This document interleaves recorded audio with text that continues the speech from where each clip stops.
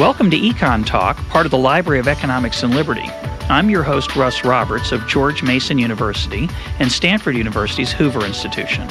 Our website is econtalk.org, where you can subscribe, find other episodes, comment on this podcast, and find links and other information related to today's conversation. Our email address is mail@econtalk.org. We'd love to hear from you. Today is November 3rd, 2010, and my guest is Robert Frank, the H.J. Lewis Professor of Management and Professor of Economics in the Johnson School of Management at Cornell University. Bob, welcome back to EconTalk. Nice to be back with you, Russ. In a recent New York Times essay, you reiterated a concern of yours you've had for a long time, which is rising income inequality in the United States and the implications of that for behavior and happiness. And that is the subject of our conversation today. I want to begin with a very basic question, which is, why is this an issue that we should be concerned with as a matter of public policy? Well, the simple fact is that public policy has an enormous influence on the amount of inequality there is, and the amount of inequality a country has matters a great deal for outcomes people care about. So those are the simple reasons we ought to be concerned. Is it a bad thing in and of itself? There's got to be some inequality. I think the thought experiment in which you imagine everybody working all day, contributing 100% of his wages to the pot, and then everybody getting 1/nth of the total in the pot distributed back to him. If you play that out in your mind, it's obvious pretty quickly to most people that there would be no incentive for anybody to get up and go to work in the morning. Basically, you'd essentially kill off any reasonable hope of having a vibrant, productive economy. There's got to be some inequality, in other words. The question is how much? And what the knowledge base we have so far seems to suggest clearly is that beyond a certain point, additional inequality not only doesn't stimulate additional output for the economy, it makes output lower. And on top of that, it makes people experience many costs as they go about trying to achieve ordinary goals in their lives. So, yeah, there's an optimal level of inequality, I guess, is the short answer. You want to speculate about what that might be? In your essay, you, to my pleasure, invoke Adam Smith and his willingness to write about morality, and you argue that economists should spend more time and effort speaking like philosophers and moralists. So take a crack at that. Yeah, I was writing in response to many modern economists who say that the question of whether inequality is a good thing or a bad thing is one that requires a value judgment, and so it's really not the province of economists to speak to. We need to sort of kick that can down the road for the philosophers to wrestle with. And of course, economics began in moral philosophy. As you know very well, Adam Smith was a moral philosopher. He was a descendant of Hume's, a contemporary of Hume's, and moral philosophy has been prominent in the discourse of economics all along. Less so today than it was at one time, but it's coming back now, I think. So, yeah, I think this is the kind of question that economists are very well equipped to think about, especially if you take note of the fact that in departments of moral philosophy, there are generally two schools.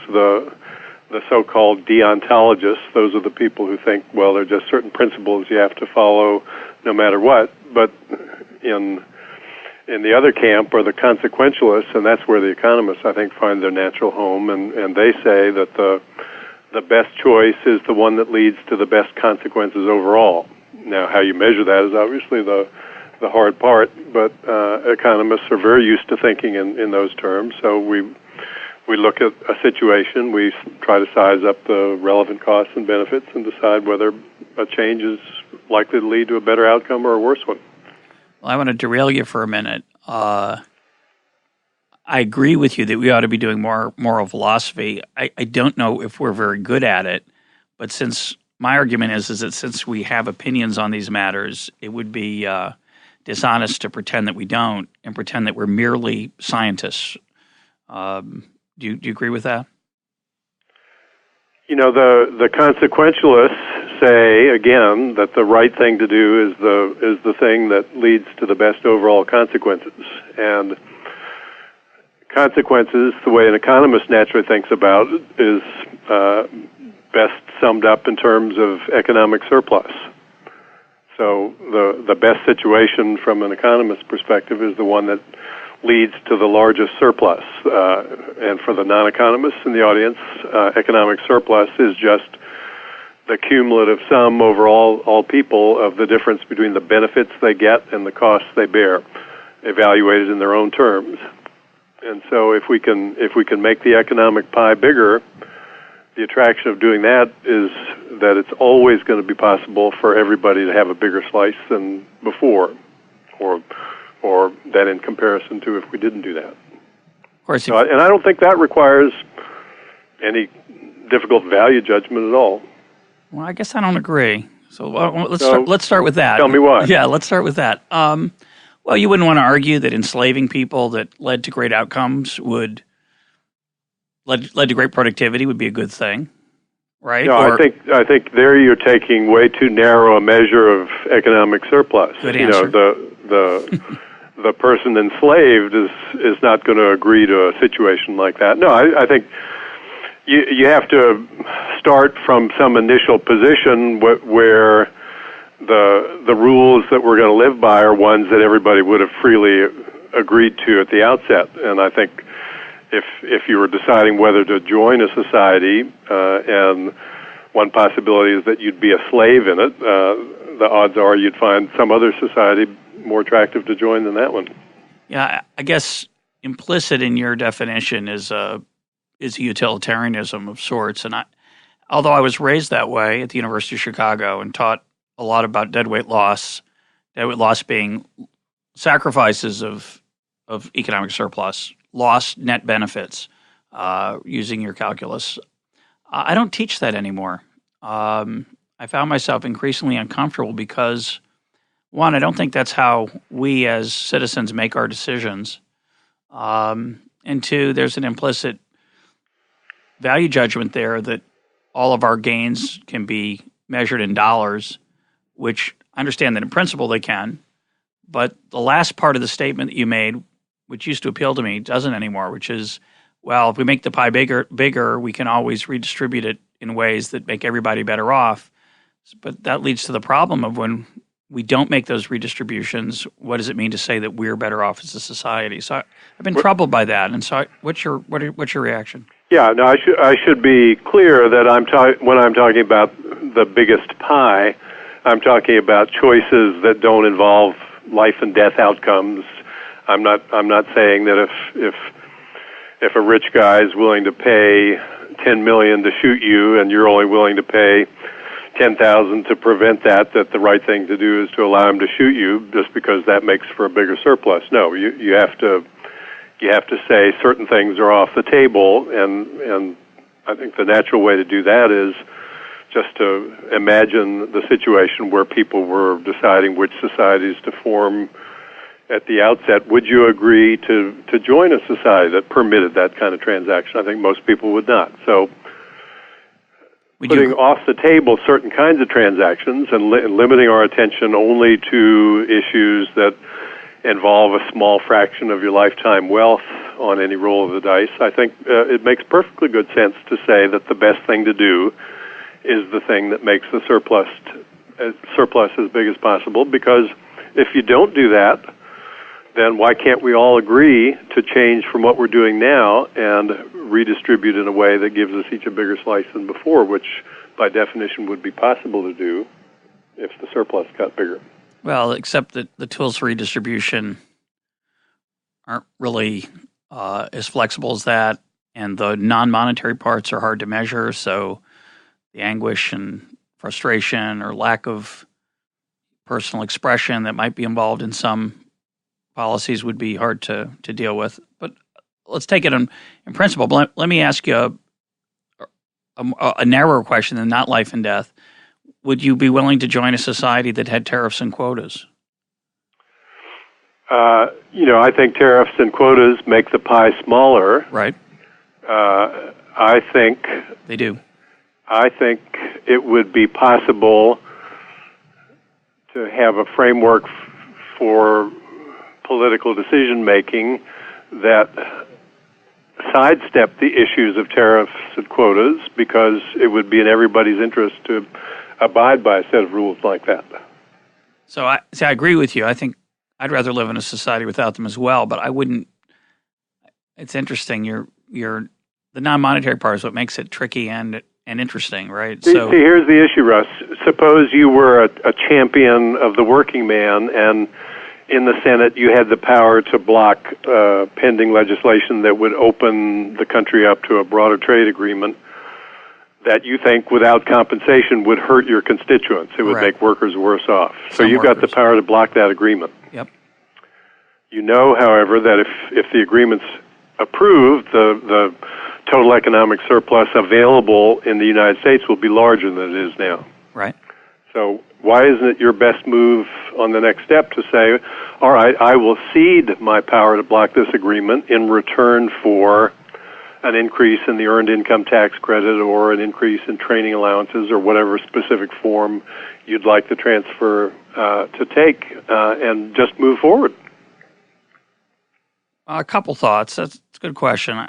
I don't think the earned income tax credit or the training assistance, the problem is that that's going to affect a lot more workers than just mine, the ones I'm worried about.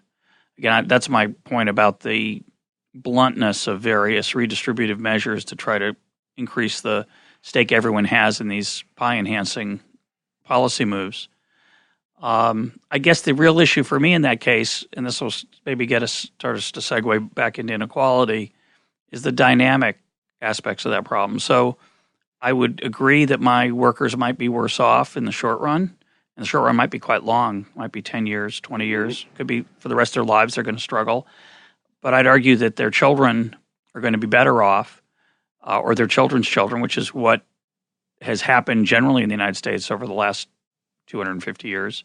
Debate about whether that's happened in the last 30, and we'll come to that because that's more to the heart of what we're talking about. But once you start entering into those issues, I think it's very difficult to structure side payments. And then you start thinking, well, I'd like to then just pinpoint particular people and ease the pain for them. Very difficult to do in a public policy setting. We've done a terrible job of that, actually, in the trade area. Trade adjustment assistance hasn't really helped very many people.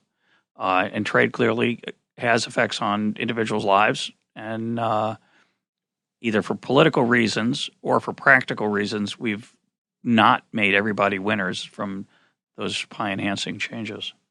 Well, but then it seems that the next step ought to be to try to make those adjustments finer grained.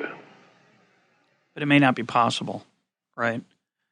I can't always. I guess. Well, if you want to say it's not possible, then the rational thing for the champion of his union in the Senate is to block the agreement. Maybe you're saying that's why he blocks the agreement. I think it is.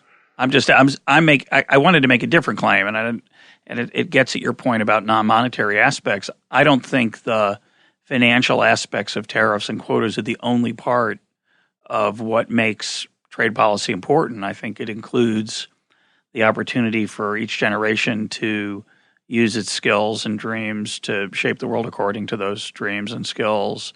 It includes the harm done to the person who had a skill that no longer is viable because of foreign competition and what that does to them.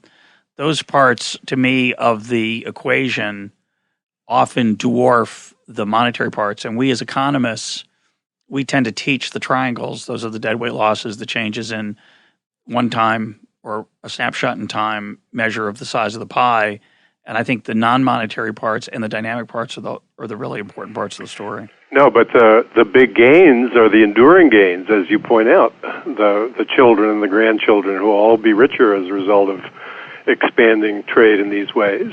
And so I think if the alternative is to block the agreements, then there's enormous latitude for trying to compensate the people who will, in the very short run, be harmed, or maybe even for a generation be harmed. That's chump change. Yeah.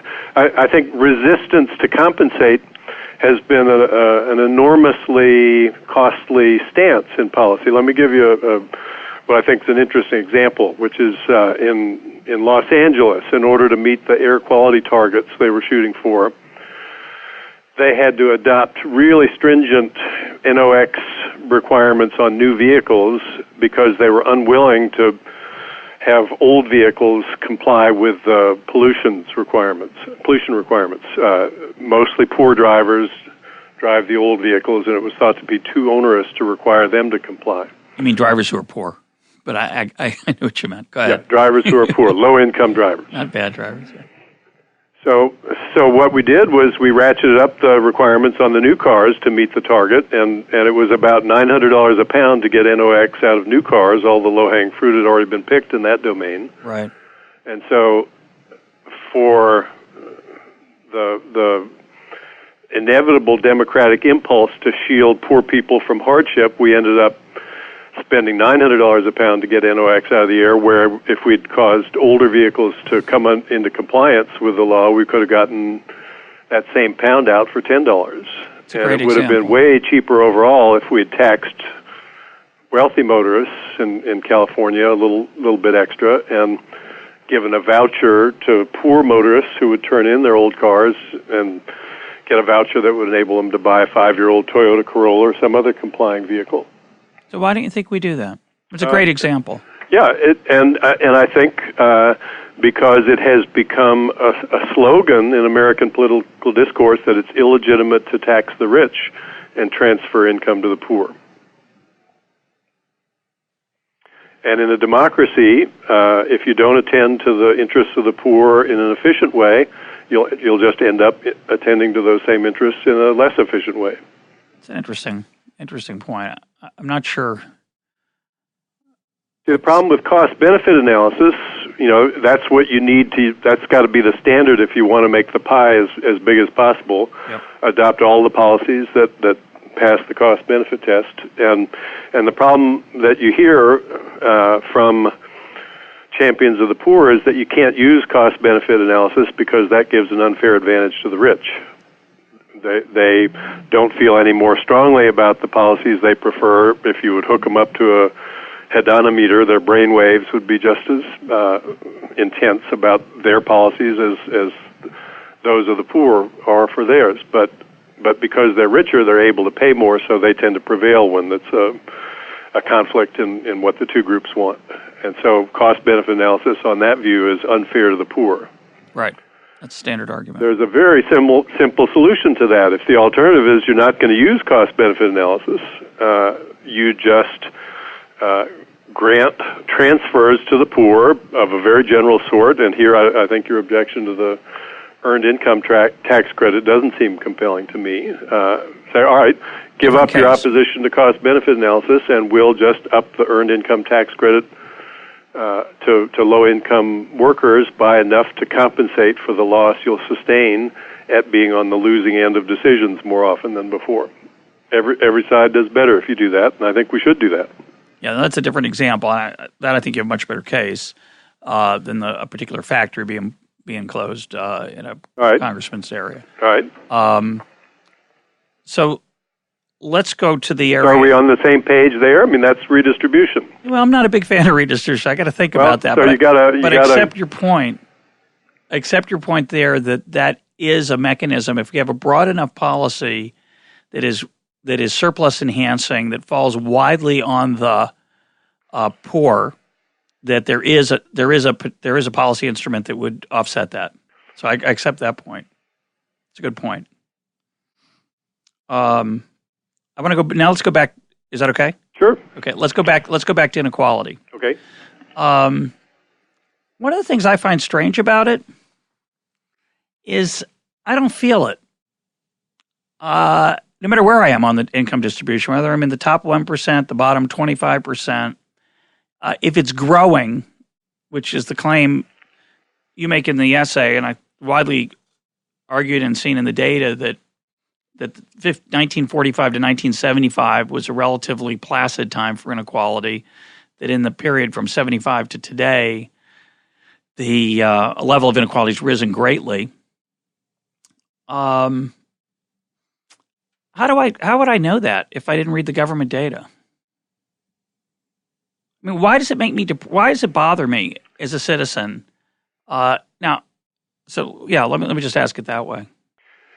Well, if you believe that the standard economic models that we use in the principles course were an accurate description of the way the world works, it probably shouldn't bother you. You should be concerned only with your absolute income, and if that's as high or higher than it used to be, you could say, well, I'm better off than I used to be. Never mind the fact that others are way better off than they used to be. That's good for them. It doesn't affect me. So yeah, if you believe those models were descriptive, then I think that would be the logical way to feel about it and analyze the situation. What I think too, though, Russ, is that those models are not descriptive. Basically, there's very compelling evidence that people assess their situation not in a vacuum, but in a very tight frame of reference that's governed by local conditions. So if you want to know, is my house okay? What's the answer to that question? It's just impossible even to think about trying to answer it without a frame of reference. And the frame of reference that most people naturally use is, how am I doing compared to people in the same time and place that I inhabit? So I was a Peace Corps volunteer long ago. I lived in a 2-room house with a grass roof that leaked, that had no plumbing, no electricity. Never for a moment did I ever feel that house was in any way unsatisfactory. You wouldn't want to live in that house here. Your kids wouldn't want their friends to know where you lived if you lived in a house like that here.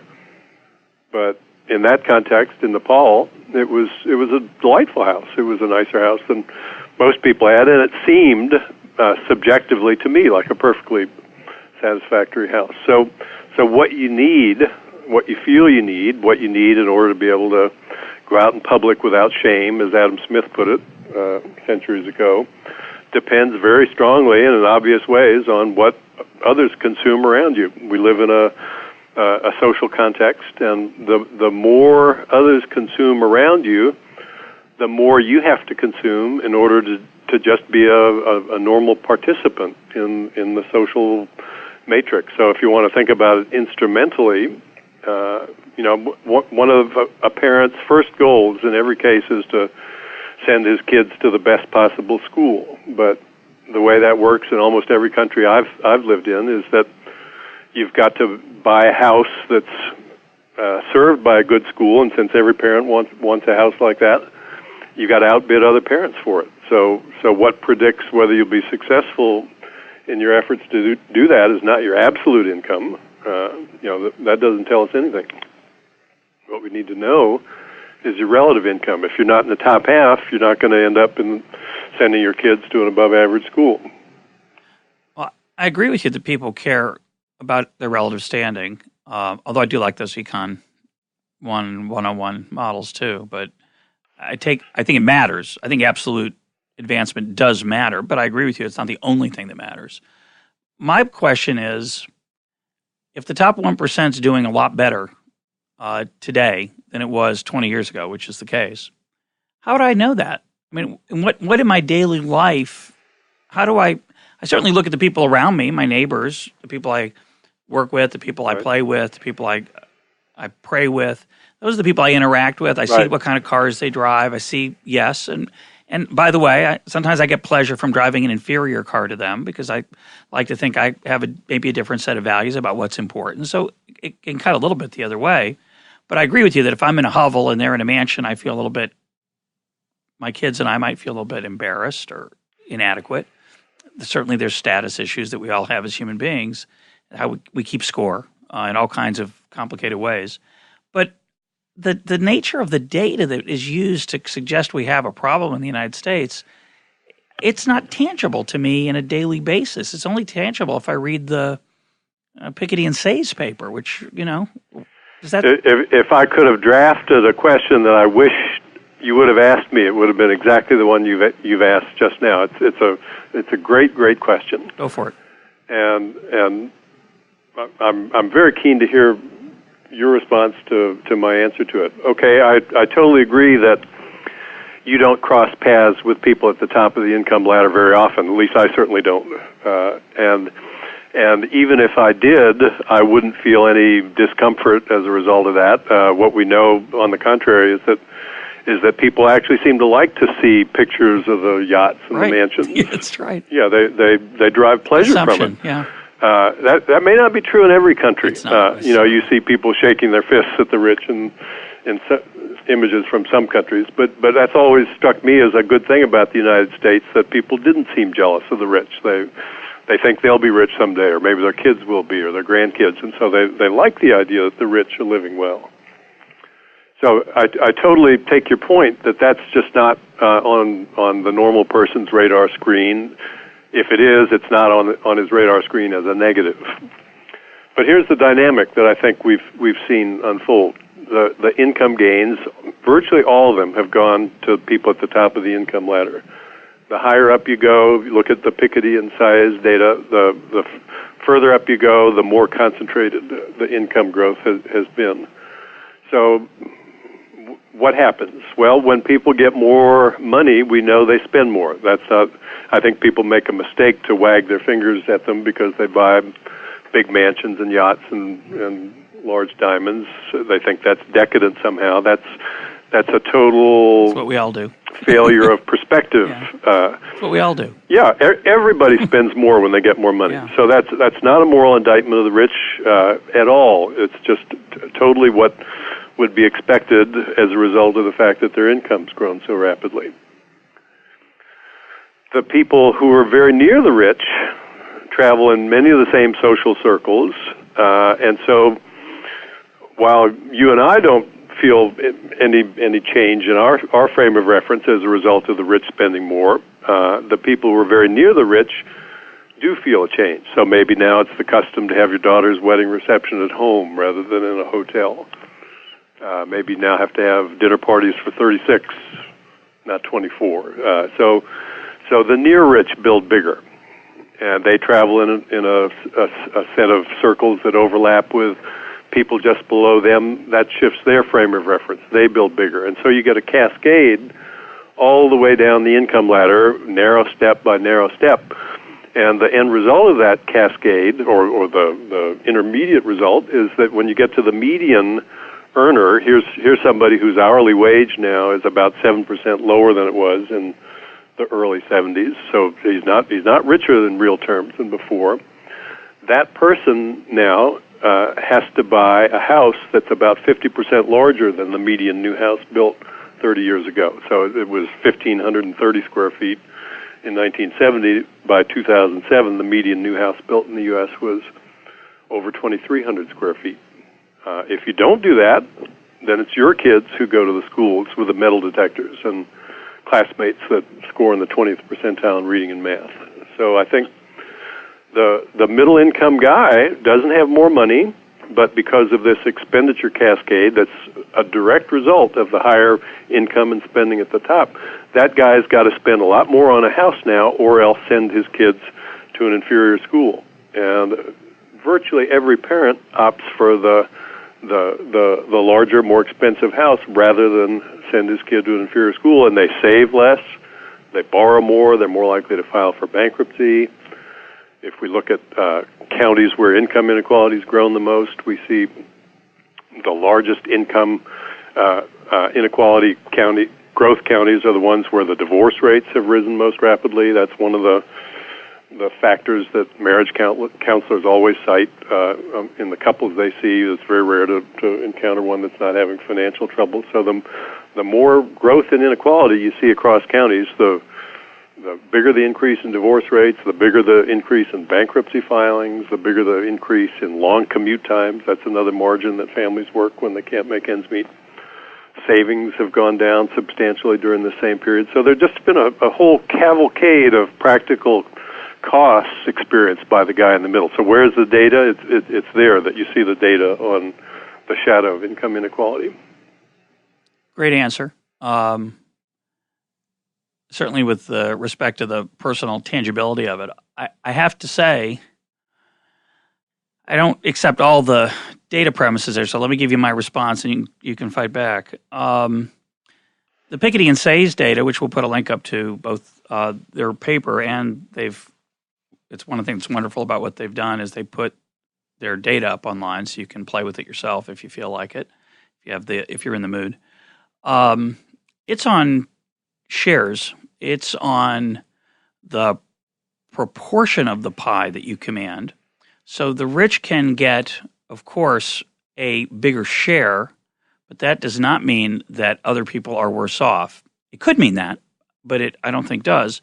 You correctly point out that median wages have declined in real terms.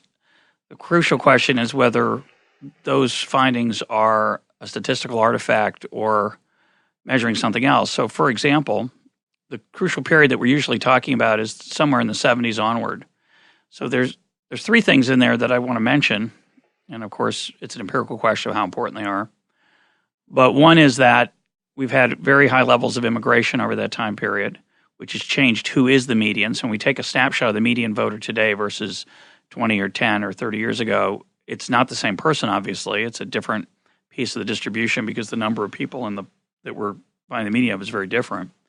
Second is that the divorce rate has rose very dramatically in the early 70s, starting in the early 70s, which created a whole number of extra households. So often these data are measured by household, which means that, again, who's in the bottom quintile, where you're drawing the 20% line or the bottom half, the median line, suddenly you have a very different underlying set of families, and so you're distorting what's happened, quote, to the median person. Third is the price levels incorrectly measured. And the fourth would be, which I said there's three, but the fourth would be, of course, we pursued a lot of housing policies that have distorted our housing choices, which I was naively ignorant of when I used to say that increased size of housing is a good thing, a sign of our wealth.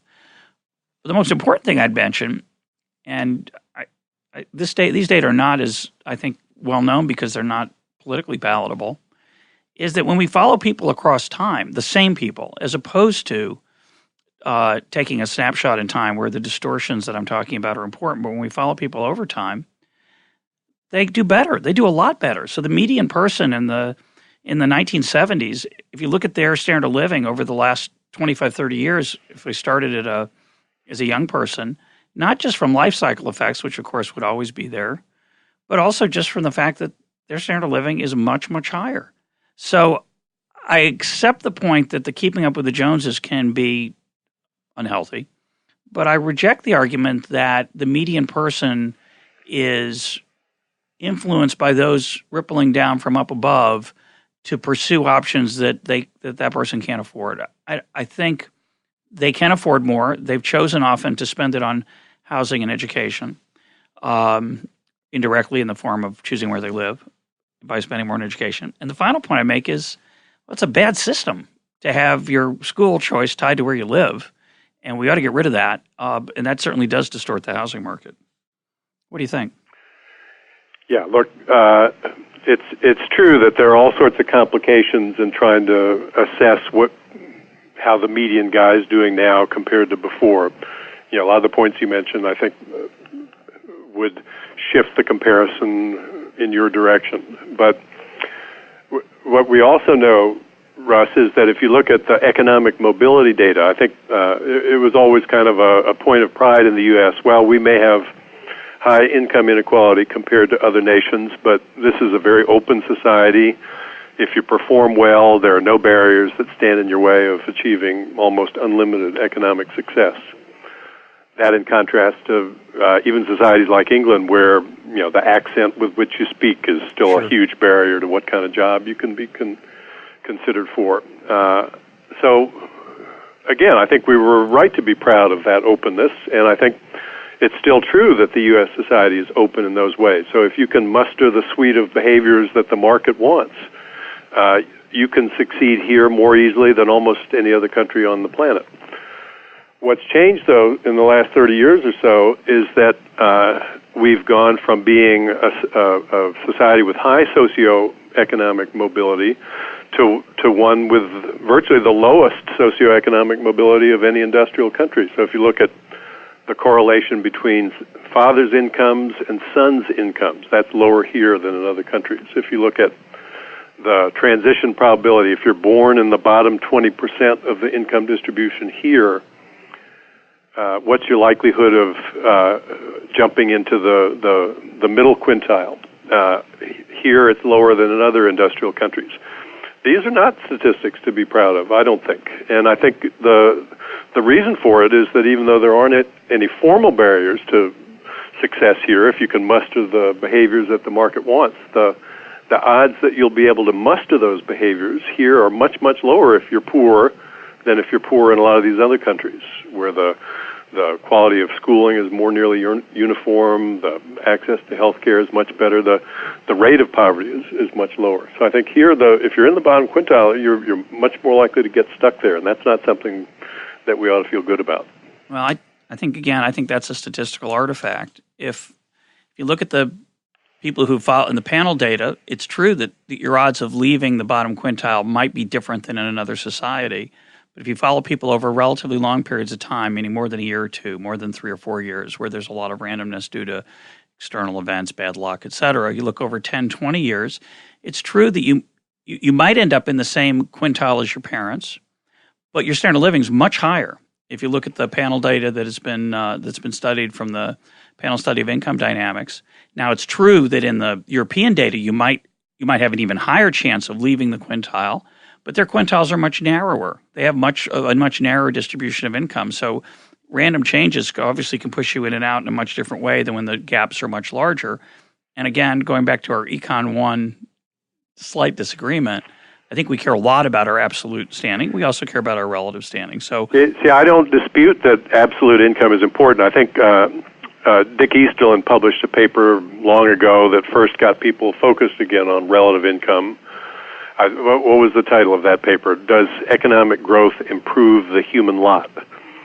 And he argued that because you can't easily measure any increases in happiness in survey data when incomes grow over time for everybody, that economic growth doesn't matter. I think that's just the wrong conclusion to reach. There are all sorts of ways in which we care enormously about what the absolute standard of living is that might not be reflected in the responses to happiness survey questions. You know, if you're going to die at 90 because we're a rich society rather than at 50 because we're a poor one, you know, the how happy are you today question is going to get the same answer when you pose it to people who are still alive as it would in the other society. But sure, if you ask people, do you care whether you die at 50 or at 90, we wouldn't need to debate what the answer to that would be. So, yeah, I think absolute income matters enormously, and if you wanted to really put people to test, would you turn back the clock and want to live in the 19th century when 3 out of your 5 kids would die before they reached the age of 10? I don't think very many people would want to go there.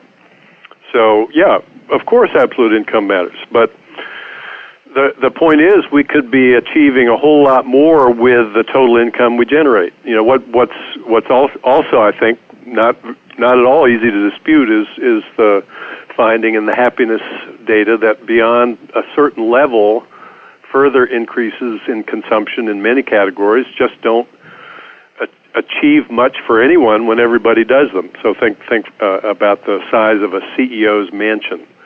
If every CEO had a 30,000 square foot mansion today, and then income grew for CEOs over the next decade like it's been growing, and they had 40,000 square feet a decade from now, would they be happier on that account? I think the data on that are very, very clear. The answer is no.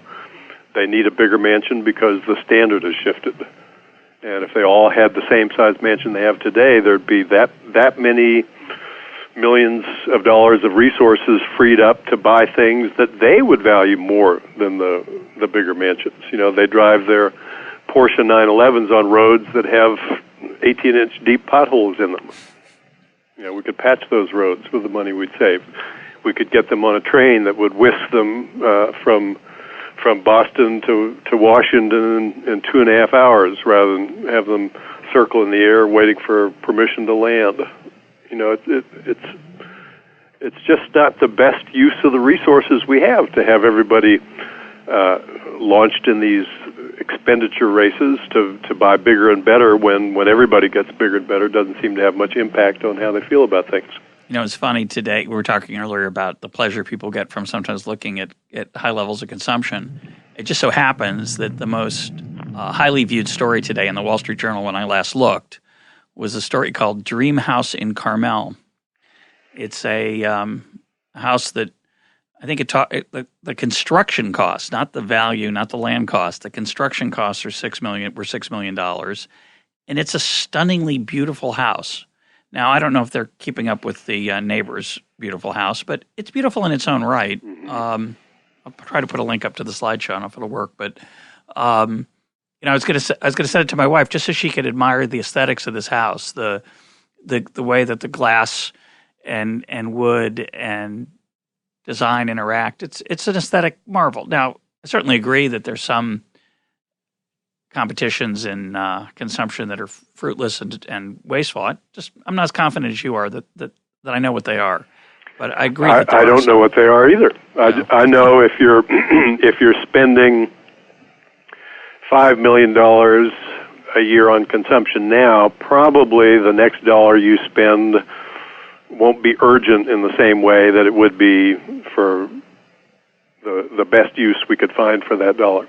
Yeah, well, let's turn to that best use, and let's turn to some of the policy issues, because I think the two central issues that we've left untouched, which in many ways are the whole thing. I've enjoyed this a great deal, but what we've left out are the causes and cures if you think there is a disease.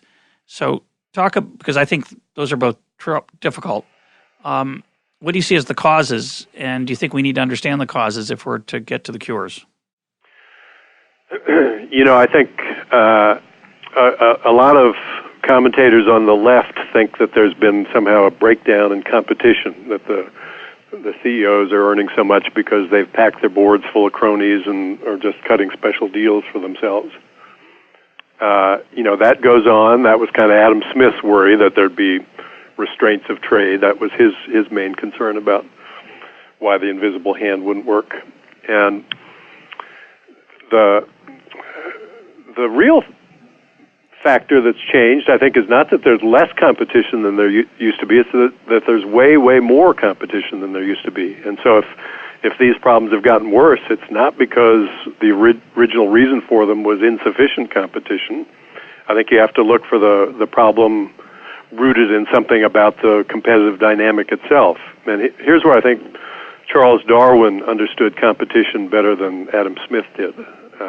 I think he learned from him a little bit. Sorry? I think he learned from him a little bit. He took from Smith and he built on him. Yeah, exactly. No, he was very heavily influenced by his reading of Ricardo and Smith. What Darwin saw was that evolution, that was his competition, the competition for traits in plants and animals. A trait would be selected if it helped the individual do better in its struggle to survive and reproduce. Whether it helped the species do better or not was a secondary issue. Some traits, like keen eyesight in hawks, they help both the individual and the species. But when you're talking about traits that are selected because they help individuals compete with members of their own species, those typically are bad for the species. They're good for the individual, but bad for the species. And so, if you all right, think about the antlers of the bull elk. They're 4 feet across. They weigh 40 pounds. Yeah. It's a horrible appendage to be stuck with. Yeah. If the wolves chase you into the woods, they're going to surround you and kill you in an instant. But they're good for showing off. They're good for showing off. But more important, they're good for fighting with other males to get access to mates. Yeah. But it's relative antler size that matters, not absolute antler size. And so it's wasteful to have bigger. If they could take a vote on it, they would all vote immediately to have smaller antlers. That would be better. They can't vote on it. Obviously, they're stuck with it. But in our case, if you need a bigger mansion because the standard of entertainment has evolved such that that's what's expected of you, you're not stuck with that. If you live in a society with rules and ordered ways of resolving issues, we could scrap the income tax altogether. I think it's really inequality of consumption that's much more troubling than inequality of income. And adopt in place of a progressive income tax instead a much more steeply progressive consumption tax. So you report your income to the IRS the same as you do now, then document how much you saved during the year the way you would for a 401k account now. The difference between those two numbers, that's how much you spent during the year, and then knock off a big standard deduction like $30,000 for a family of four, and that's your taxable consumption. The rate starts low, and then it goes steeply upward as consumption rises into the stratosphere. Which goes into the stratosphere, the consumption or the rate? Both, actually. Both.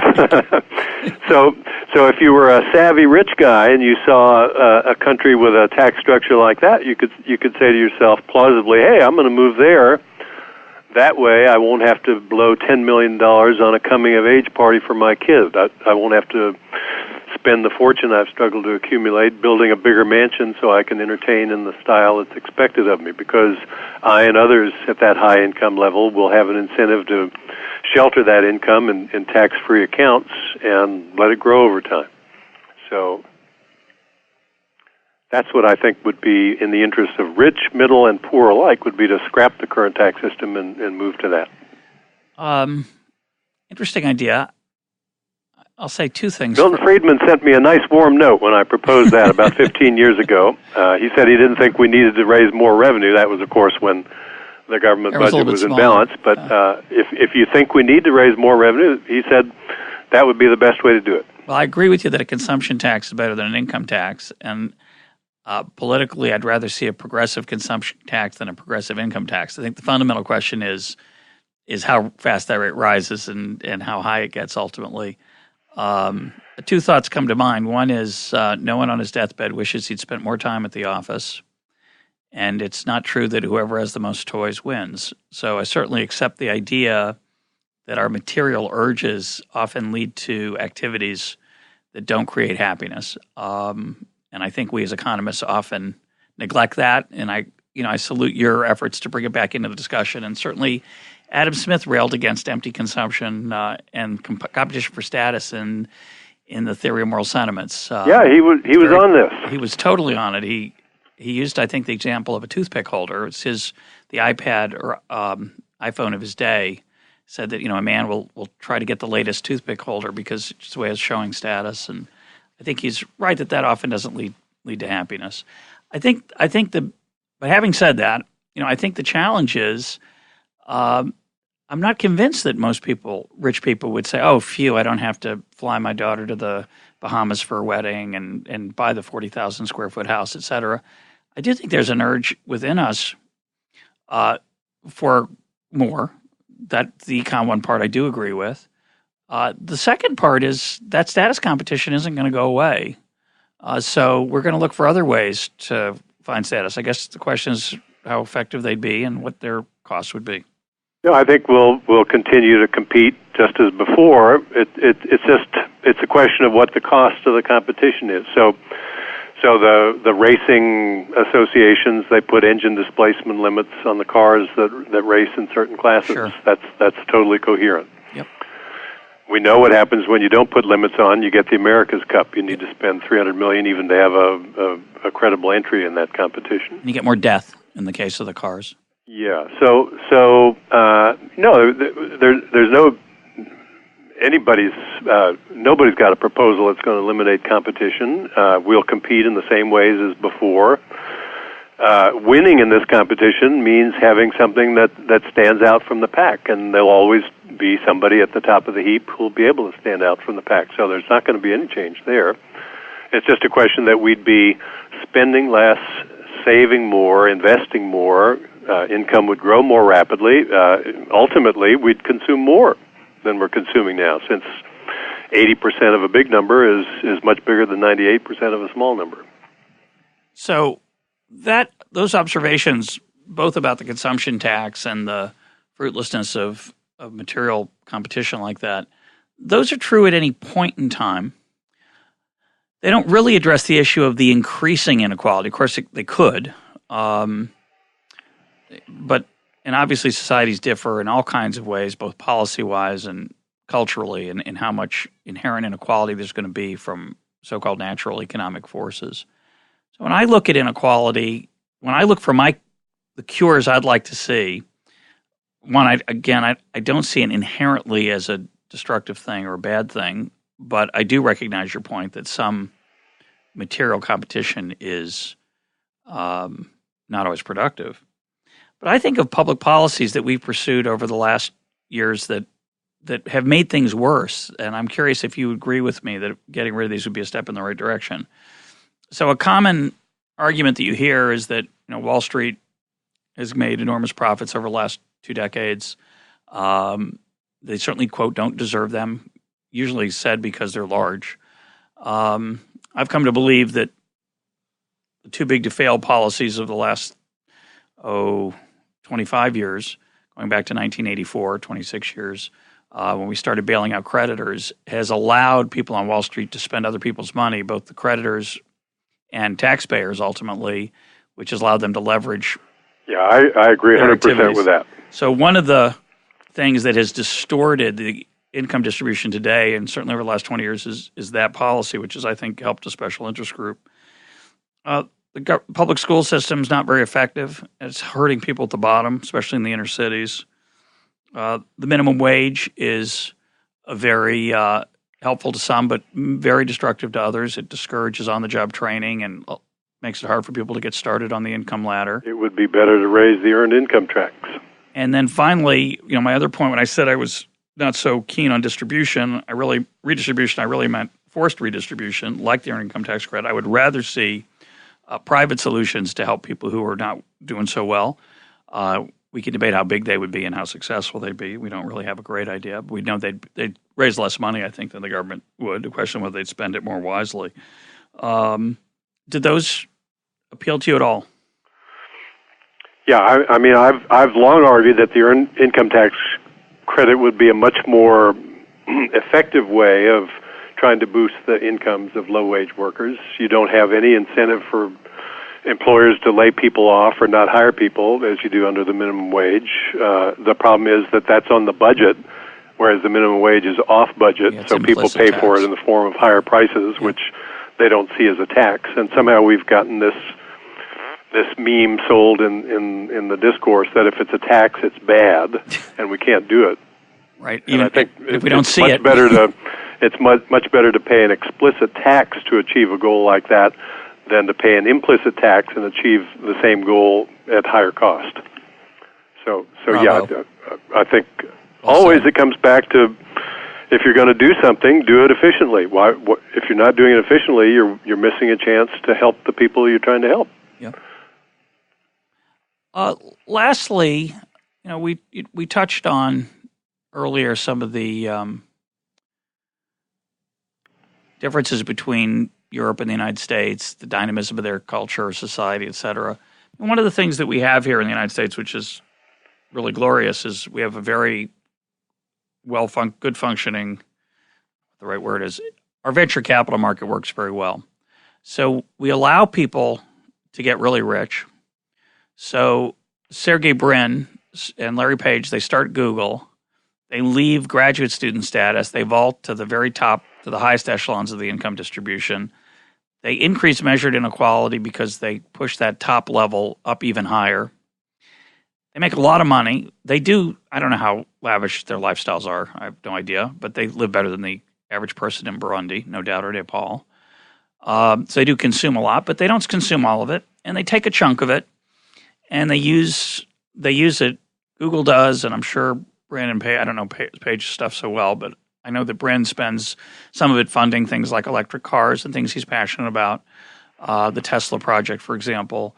That's a really powerful thing. One of the advantages of it is it allows, the accumulation of that wealth does create that venture capital market, which really does lead to some very, very good things. The other thing that it does, of course, is it for a reason, not what it does, the other part of this, which is a little bit mysterious, is that other countries don't have this to the level that we have it, either because their distribution of income isn't as unequal as ours. You don't get the accumulation of wealth in the hands of people who want to do something besides consume it, or for cultural reasons that I don't understand. I don't know if anybody understands. What do you think about that? Is that relevant? Yeah, I like the fact that we have that active venture capital pool here too, and I think that's yet another reason to favor the scrapping of the income tax and moving instead to a progressive consumption tax, because that would steer even more dollars into that pool. You know, if you've got your fellow venture capitalists buying cars that get from 0 to 60 in 3.5 seconds, and yours only goes 0 to 60 in 4 seconds, then your car feels slow to you. You got to respond to that before you do anything else. Then you got less money left over to invest.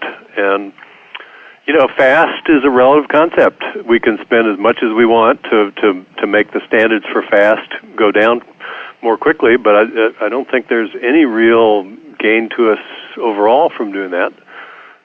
You know, we're already pretty fast. 0 to 60 in 3.5 seconds is mind-numbingly fast. I drove my first sports car as a teenager. It was a 1955 Thunderbird. And it went from 0 to 60. I just looked this up the other day. I didn't know how fast. I remember how fast it felt to me. It was blisteringly fast, in my opinion. But I looked it up. It went 0 to 60 in 11.5 seconds. A tortoise. Yeah, today that would people would say, "What's going on here? You know, give this car some more oomph." You know, my 2001 Miata goes 0 to 60 in 7.9 seconds. It doesn't feel fast to me, because in today's context, it just isn't very fast. You know, the new Miata is able to do that sprint in 6.7 seconds. The new Porsche 911 Turbo, 3.7 seconds. There are cars coming that'll knock that down below 3 seconds. You know, that's incredible, but you know, it's not clear that the people who get there in 3.5 seconds are going to be happier than I was in the 50s getting there in 11.5 seconds. Yeah, well, having sat in a Tesla beyond, which I didn't bargain for, but I did sit in a Tesla, which goes very, very fast. I forget its time. I want to say it's 4 seconds, 4.5. It is a different experience. It's not just faster. It's frighteningly faster. It's blisteringly and frighteningly faster. The other point I guess I'd make is the aesthetic point. You're right, a Ferrari going faster than a Thunderbird isn't that important, but it is a lot more beautiful. It's a piece of art. But in the end, don't lose sight of the fact that if we invest more and spend less now, those standards are going to be reached in the end at a much higher level. You know, we're going to have higher consumption ultimately if we invest more and consume less now. I'm a little confused by that. So it's the miracle of compound interest. No, so I know, but if you plot consumption in a society where people consume 98% of their income against consumption in one where they start at the same level but consume 80%, you know, the consumption's going to be lower in the second society, but it won't take many years before it passes the trajectory of the first society. Sure, but I'm just surprised that's a selling point. I guess that's your point about absolute. You will stand by absolute consumption. Consumption does matter, yeah. In some domains, it matters enormously. I think, you know, efforts to alleviate pain and suffering and premature death, those are huge payoffs if we can score gains there. Making the houses bigger, not so much. So we're almost out of time. Why don't you close by talking about the intellectual road you're on? You, this message, which is you've been talking about for a while, how has it been received by the profession? What do you see as its likely impact on public policy down the road? Do you feel quixotic, or do you feel like you're making some headway? You know, I first started writing about this when I published Choosing the Right Pond 25 years ago. That book, I remember, came out in January of '85. It was my expectation then that by the fall term in Congress there would be bills wending their way through both houses to incorporate some of the suggestions I'd made. Yeah. None of that's happened, of course. Or at the UN, if not, you know, some kind of UN resolution, if not a U.S. legislation. I've just finished a draft of the Libertarian Welfare State, in which I grant every libertarian premise. You know, markets are perfectly competitive. People are rational, fully informed. And I add to that the very uncontroversial additional assumption that life's graded on the curve to differing degrees in different domains. And I think I've shown that no rational libertarian would choose to become a member of a society that was in any fundamental way different from the standard welfare state. I think it would be a less intrusive welfare state than the one we have if a libertarian designed it, and that would be good. The interventions would be more market-oriented. They would be attempts to make more expensive the kind of activities that cause harm to others and that are therefore pursued to excess now, rather than prohibiting them. But the aims of the interventions would be roughly the same as the ones we see in the welfare state today. So, will that ever have any impact? I don't know. Probably not in my lifetime, but hope springs eternal. My guest today has been Robert Frank. Bob, thanks for being part of EconTalk. Hey, great to talk with you, Russ.